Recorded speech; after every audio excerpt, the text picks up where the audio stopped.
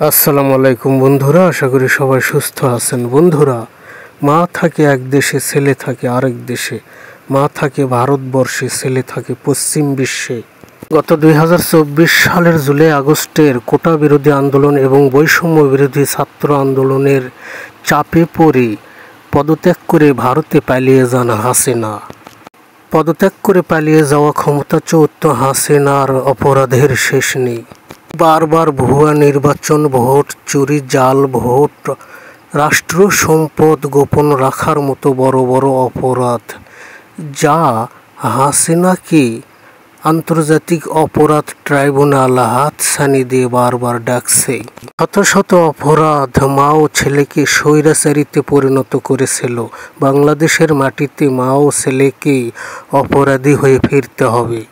বিভিন্ন সংবাদ মাধ্যমের আলোকে জানা যাচ্ছে, মা এবং ছেলের খুব তাড়াতাড়ি সাক্ষাৎ হতে যাচ্ছে ভারতের দিল্লিতে এবং মা এবং ছেলের জটিল গোপন বৈঠক হতে যাচ্ছে।